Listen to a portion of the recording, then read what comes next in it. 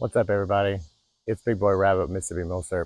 I was coming to check in to show y'all some awesome stuff we just pulled out of storage. We just got it pulled out. It's not all stored really great, but I wanted to show y'all some of these rifles we're going to get to the shop and get cleaned up, and some of these restoration projects we're pulling out of storage to get up and working. So check this out. First up, it is a sporterized Imperial Remington Mosin. And I just realized when we pulled it out of storage, the barrel's been shortened and has a civilian sight. So to refit this, I'm going to have to make a little bit of a custom stock, but I have the complete stock for this ready to be put on. I'm just going to have to do a little woodwork to make it shorter down here. That's not a big deal. We're going to get this Remington Imperial up and going. Then we got this M1 carbine and a little cream puff ball we just adopted. Ooh, yeah, ooh, creamy. Yeah, cream puff. It's M1 carbine. I want to get this paratrooper stock off of it and put a regular stock on so I can beat it up at the range and stuff. I mean, it's not in great condition as it is, but I want to get the paratrooper stock off of it. And then moving down, this is a VZ24. I should know. It is rusty a little bit. Needs some oil. Needs some love. Still got beautiful wood. Love the wood on these VZs. Super pretty. Super smooth. It's got the crest. It's real nice.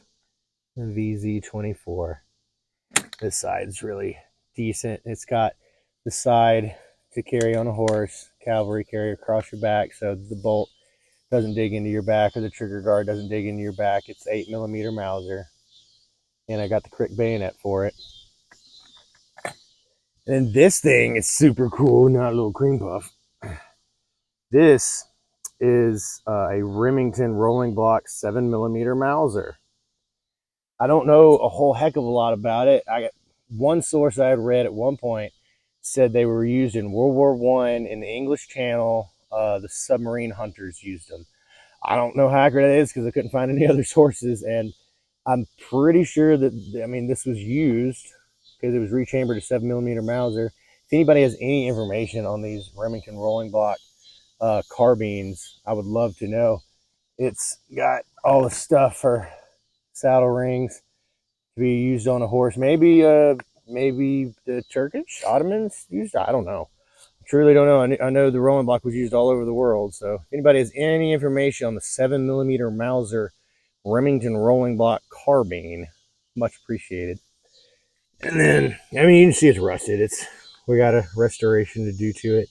It's got a lot of dings on this side from service, and it's totally functional. All these guns are. And then the classic Nagant revolver. Every Milsurp collector's got to have one, right? This is the 1936. I had a 1920 Tula, but it got jacked. This thing's a little rusty. Got to be cleaned up, but it'll be a shooter. We got plenty of ammunition for these. I love shooting the little Nagant revolvers. They're so fun and such a unique bullet. I mean, super cool, and the way that they function. And I'll be doing feature pieces on all these weapons, including this, because I love it. And then moving down here, we have the Steyr M95 carbine. It's been sporterized. Somebody cut the wood off right there. Darn it, why couldn't they just leave it? But at least that's all they done. So I still have my front barrel band, and I'm ordering another M95 carbine from RTI, Royal Tiger Imports, to replace the wood on this one, even though this wood's so red and pretty. But it's rusted like most of the other ones have been in storage. It's S marked. I haven't done a bunch of research on these. Steyr M95 with the S. And it's 8x56 straight pull. Got plenty of the M blocks and got a whole box of ammunition. I think it's a box of Budapest ammunition or Bulgarian ammunition. Could be, but it's a bunch. So we have plenty to shoot at the range. And then last but not least was a project that was abandoned a decade ago. This is a Remington Springfield 03, and somebody was working to put a scope on it. I'm going to go back to it to try to get better scope mounts and get it put on right. and take this to the range. It was totally sporterized when I got it, and I mean, when I say totally sporterized, it was totally sporterized. And I've put this much back together. It still needs all this stuff for the butt, and it needs a few springs and a couple of screws that I've yet to get. There's a front barrel band that I'm missing. Then you put that over it. But we'll get it.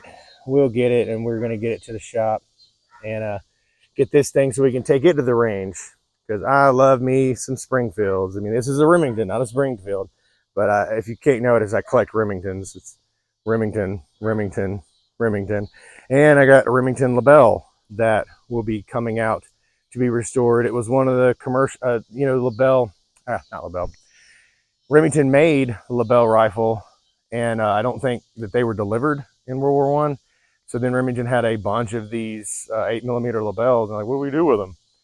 Well, they chopped them up and they put them on the civilian market. And I got one of those chopped up guns, and it looks like Bubba got a hold of it after, after Remington had cut it up. Then Bubba got a hold of it and cut it some more.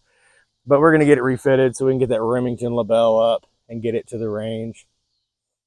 Just wanted to pop in and show you all this quick video, some stuff we're getting out of storage and the awful condition that it's in, and what y'all can be expecting coming up.